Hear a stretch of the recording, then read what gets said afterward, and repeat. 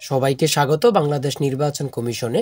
৩১ তারিখে পরীক্ষা অনুষ্ঠিত হতে যাচ্ছে। আপনাদের পরীক্ষাটি এমসিকিউ হবে। বিগত সালে যতগুলো পরীক্ষা হয়েছে ডাটা এন্ট্রি অপারেটর পদের, এই পদের পরীক্ষাটি এমসিকিউ হয়েছিল। আজকে আমি আপনাদের জন্য একটি চূড়ান্ত এমসিকিউ প্রশ্ন প্যাটার্ন নিয়ে এসেছি। ইনশাল্লাহ এই প্যাটার্ন থেকে 15 থেকে 20 নম্বর অনায়াসে কমন পাবেন এবং কি বুঝতে পারবেন কোন কোন টপিক, কোন কোন বিষয় থেকে পরীক্ষায় প্রশ্ন আসবে। তাই ধৈর্য সহকারে সম্পূর্ণ ভিডিওটা দেখবেন। আমি প্রশ্ন প্যাটার্নটি সমাধান করে দেখিয়ে দিব। তার আগে বলে রাখি, আপনারা যারা বাংলাদেশ নির্বাচন কমিশন অর্থাৎ ডাটা এন্ট্রি অপারেটর পদে পরীক্ষা দিতে যাচ্ছেন, 31 জানুয়ারিতে আপনাদের জন্য একটি স্পেশাল চূড়ান্ত সাজেশন তৈরি করা হয়েছে। সাজেশনটি নিতে স্ক্রিনে দেওয়া হোয়াটসঅ্যাপ নাম্বার রয়েছে, ইমো নাম্বার রয়েছে, দুটোর মধ্যে যে কোনো একটি মেসেজ করে সাজেশনটি সংগ্রহ করুন। সাজেশনের মূল্য 100 টাকা। আমি বলি অবশ্যই আপনারা যারা 31 তারিখে পরীক্ষা দিবেন প্রত্যেকে 100 টাকার বিনিময়ে হলেও সাজেশনটি নেবেন। যারা চাকরির কারণে পড়তে পারেন না, বিভিন্ন কাজের কারণে পড়তে পারেন না, তারা অবশ্যই আমাদের সাজেশনটি একবার দেখে গেলে আপনি পরীক্ষায় পাশ করতে পারবেন। তাই অবশ্যই বলে রেখে আমাদের সাজেশনটি প্রত্যেকে সংগ্রহ করবেন। দেখেন, আমি মূল কথায় চলে আসছি। এখানে রয়েছে বাংলাদেশ নির্বাচন কমিশন, পদের নাম হচ্ছে ডাটা এন্ট্রি অপারেটর। এখানে বিগত সালে যতগুলো পরীক্ষা হয়েছে এমসিকিউ হয়েছে। আমি আপনাদের জন্য এমসিকিউ একটি পরীক্ষার প্রশ্ন প্যাটার্ন নিয়ে এসেছি, আমি দেখিয়ে দিচ্ছি। দেখেন, 1 নম্বরে রয়েছে মনীষা শব্দের সন্ধি বিচ্ছেদ কি, বা মনীষা শব্দের সঠিক বিচ্ছেদ কি। ঠিক আছে, এই সন্ধি বিচ্ছেদ থেকে 1 থেকে 2টা প্রশ্ন থাকবে, এটা আপনারা ধরে নেন। ঠিক আছে, তারপরে 2 নম্বরে থাকবে রক্তাক্ত প্রান্তর নাটকের রচয়িতাকে। এমন জাতীয় একটি প্রশ্ন থাকবেই থাকবে। ঠিক আছে, তারপরে রয়েছে 3 নম্বরে সৌম্য এর বিপরীত শব্দ কোনটি। দেখেন, বিপরীত শব্দ থেকে প্রশ্ন থাকবে, বিপরীত শব্দ থেকে অবশ্যই প্রশ্ন থাকবে।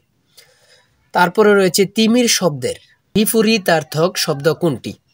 এখানে এমন জাতীয় একটি প্রশ্ন থাকবে। ঠিক আছে, আপনারা বুঝেন। দেখেন, আমি এগুলা বাংলা পড়া, আপনারা সকলেই পড়তে পারেন, ঠিক না? আমি শুধু দেখিয়ে দিচ্ছি কোন কোন বিষয়, কোন কোন টপিক থেকে প্রশ্নগুলো আসবে।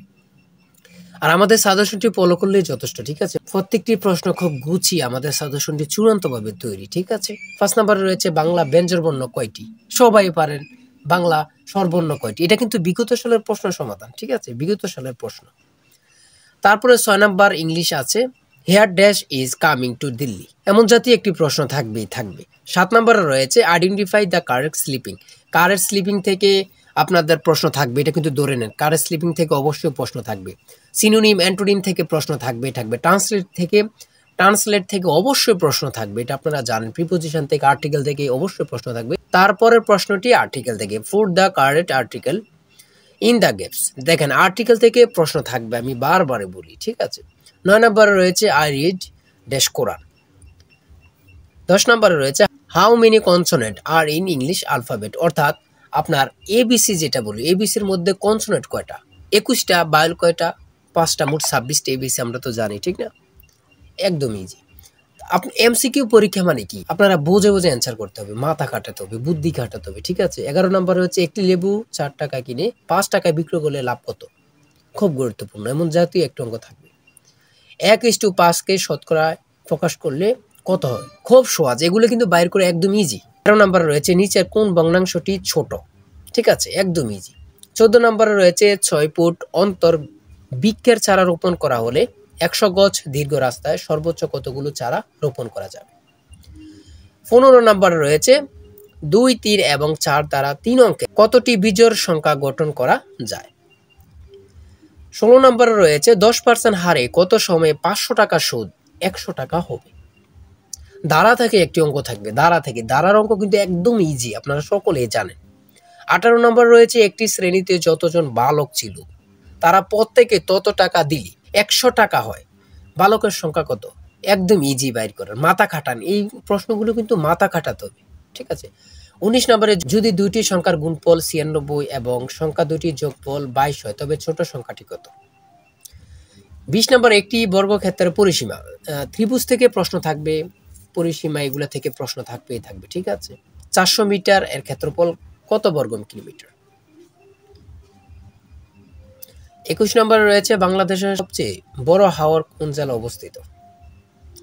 22 নম্বরে জন্ম মৃত্যু নিবন্ধন আইন সংসদে কত সালে পাশ হয়। খুব গুরুত্বপূর্ণ, 2004 সালে। 2004 সালে। প্রথম কম্পিউটার প্রোগ্রামার কে।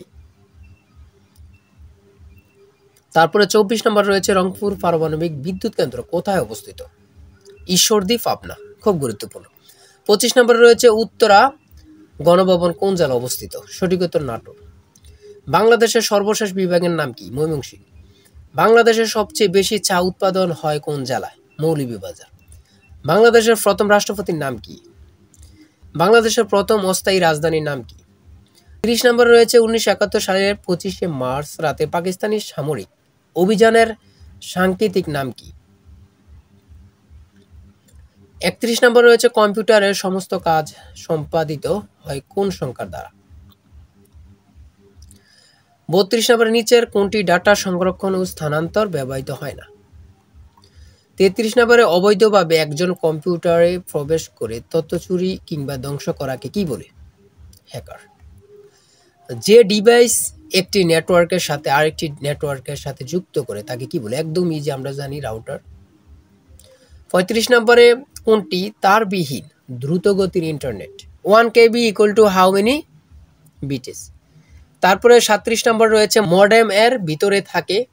38 নম্বরে which is the database software? 39 নম্বরে রয়েছে ইউএসবি স্ট্যান্ড ফর। সর্বশেষ 40 নম্বরে রয়েছে কোনটি কম্পিউটারের সকল কাজ নিয়ন্ত্রণ করে?